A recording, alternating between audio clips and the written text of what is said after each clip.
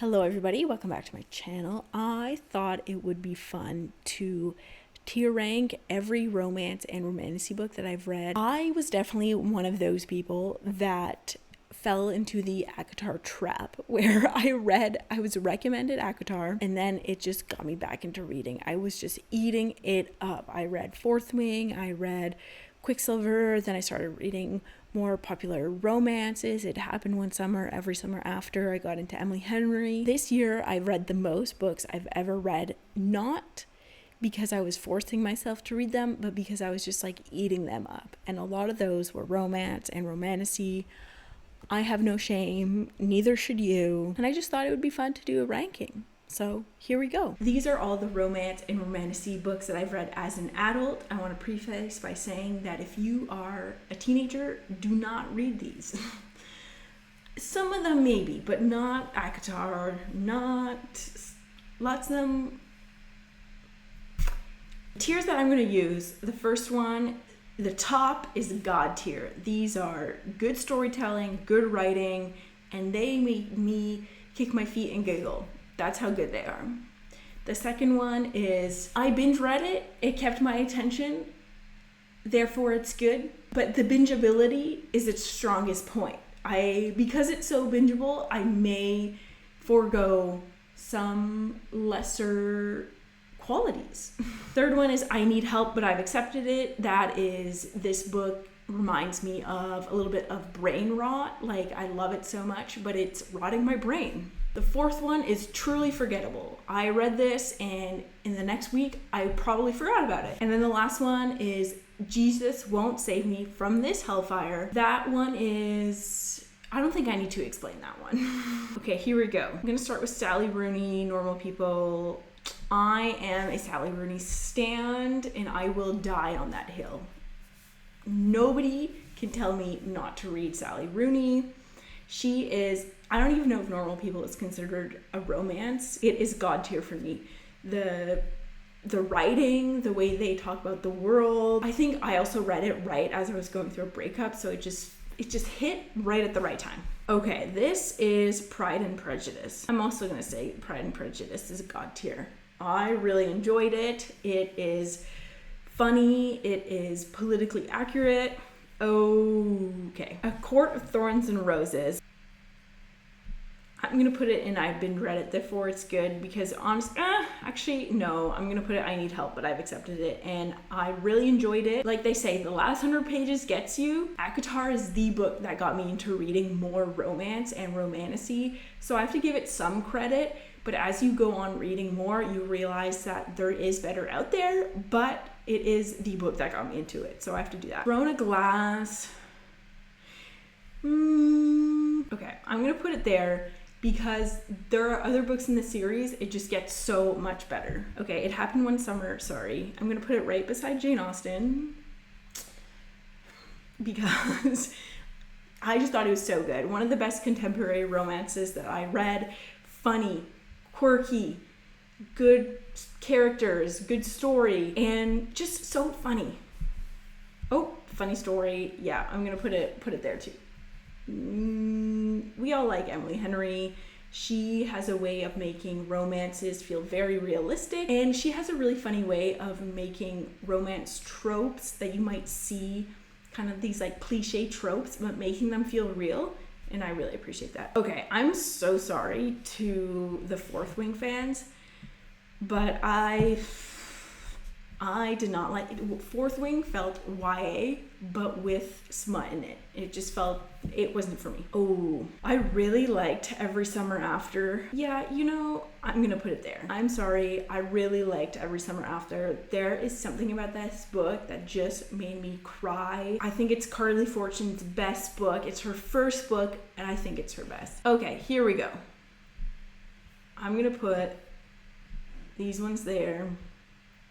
Truly forgettable. Court of Frost and Starlight, truly forgettable.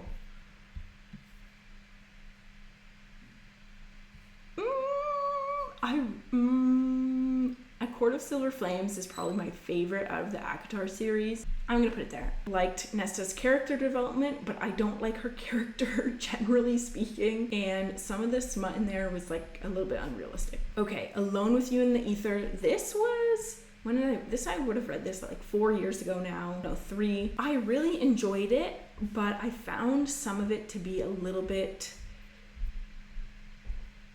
I don't know, like unrealistic, kind of silly. I feel like I'm putting it in I need help, but I've accepted it because a lot of other people liked it and I just didn't love it, so I need help. The Seven Husbands of Evelyn Hugo. I don't know if this is considered a romance, but I saw somebody else's tier list and they put it in there. I was not a fan.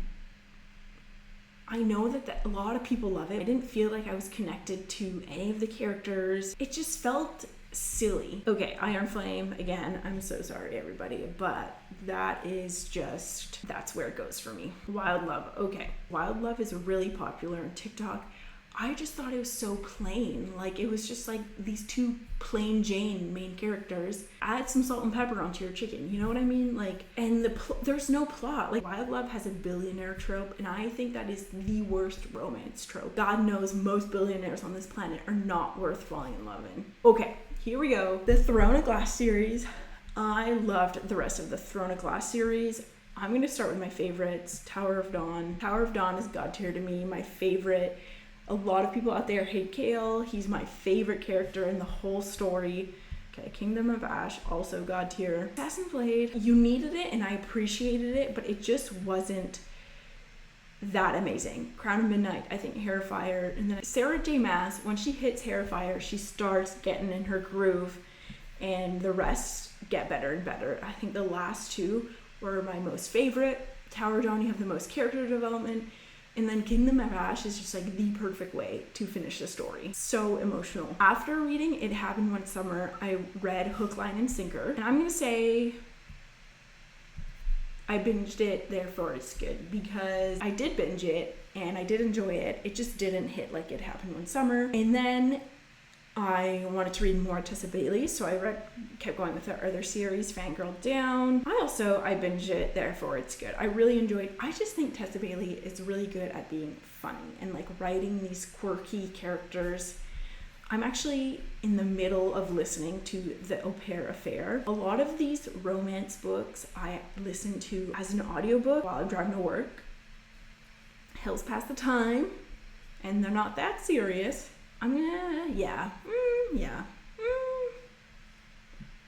The Fault in Our Stars, I definitely read that when I was 14, but okay, I'm gonna put it God tier just because The Fault in Our Stars changed the culture. All the John Green quotes, promise, lit up like a Christmas tree, that is like a cultural shift. Abby Jimenez, Just for the Summer, I enjoyed it, but there's just sometimes you just don't click with a book or with a story, and for me it was this one. Although I can say that this one brought like new characters and new depth that you don't often see in some more like poorly written romance, so I appreciate that, but it just was not for me. Okay, I'm sorry. The Spanish Love Deception and the American Roommate Experiment, I don't know. I don't buy physical copies of a lot of books. I did for these two, and what a regret. What a regret to spend even $1 on these two books, because these are the kind of romances where the most ridiculous things happen and you're supposed to believe it. Like, you're supposed to play it off as that's normal. I just don't like those stories. For some people it might work. I want my romance to be somewhat realistic. Okay, Quicksilver, I need help and I've accepted it. I enjoyed it. I will read the second one at some point. Was it amazing? No. Did I still enjoy it? Did I still binge read it? Did I still kick my feet and squirm? Yes. But my least favorite Romantasy series that I've read so far is the Plated Prisoner series. And oh my gosh, truly so forgettable. Nothing happens in these books. Plotless. Where is the plot? I read the first 4 of this series. The Plated Prisoner series is more about the character development of the main character, but it just didn't work for me. Nothing happened. Sorry. Okay, It Ends With Us. Just, that wasn't for me. I'm so sorry. I know that was super popular online, made a movie, lots of drama about it now. It felt very cliche to me with the other love interest being homeless and the main love interest being like this rich doctor. And maybe that was the point, right? Like the people who appear perfect can be really imperfect, while people who appear imperfect can be really great people. But I didn't like the writing style. Some of it was really cheesy, like the writing letters to Ellen. People can appreciate it and I appreciate them, but not for me. Now on to all of the other Emily Henry books that I read. Funny Story by Emily Henry is my favorite. It's already on there. I think Beach Read, I binge it, therefore it's good. Oh, that's Happy Place. I would put that one there as well. Beach Read. I think People We Meet on Vacation is my least favorite. The initial scene where the characters get together, they're making love like out on the renovated patio, is like, that's bizarre. Just walk 10 feet to the bedroom. The thing about People We Meet on Vacation is it's like these two friends who have loved each other for like 12 years, but they can't tell each other about it, or they're worried they're gonna ruin their friendship. I just don't think that that's a realistic trope. I'm so sorry, but like, you're an adult, you're 30 years old.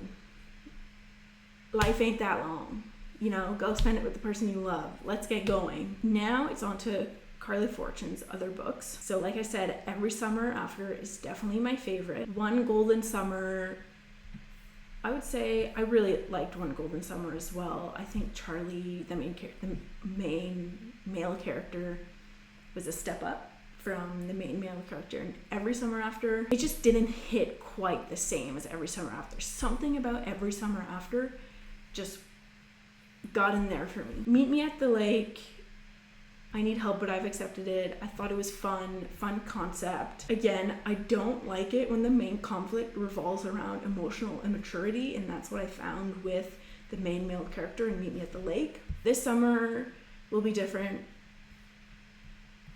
One of my least favorite books by her, one of my least favorite romances, period. Next is Lights Out by Nevessa Allen. This is my first foray into dark romance. A lot of people say that this is not that dark. I didn't find it that dark. No, I'm gonna put it here.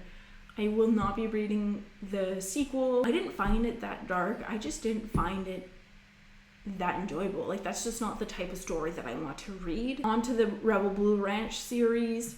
Done and dusted, truly forgettable. My least favorite of the series, kind of like the same thing with Wild Love, some plain Jane characters, they needed to spice it up. Then it starts getting better. Swift and Saddle, it starts getting better, but still not my favorite. Lost and Lasso, I Need Help But I've Accepted It. I think it gets better. I prefer the male main character in this one. I think the female main character is fun, she's quirky. And then my favorite is Wild and Wrangled is my favorite. There is something, I don't know if you're noticing a theme, but Every Summer After, Wild and Wrangled are all like young love romances. And those hit me in a soft spot, so I just really like those. I have 3 classics on here now. I have White Nights by Dostoevsky. I'm not sure if this is considered a romance, but I put it on there anyways. It feels really silly when you're comparing White Nights to like ACOTAR. Like, what a difference, you know? Okay, I'm gonna put White Nights there. I binge read it, therefore it's good, because it is really good. I really think you should read it, but these classics aren't like brain rot, you know what I mean? Like, it's not like I'm reading, it's not like I just can't put it down. Far From the Mating Crowd, I'm gonna put this one. I Need Help But I've Accepted It. It is good. It's a slow burn. Okay, it takes a while to get into it, but I did enjoy it. Wuthering Heights to me is god tier, my favorite classic that I've ever read, probably. It's not really a romance, it's really gothic and dark, but it is exciting. That is one book that I could not put down. I'm just taking a second look now and seeing if I want to change anything. No, I feel like this is accurate, except I'm sorry, John Green. I'm just looking at the other books in the tier and it doesn't fit for me. Yeah, I think this is accurate. That's the end of the video. Let me know your thoughts on if you agreed with certain books, if you didn't agree with where certain books are. This is a place for conversation, not hate, please. If you like this video, subscribe to my channel for more, and thank you for watching.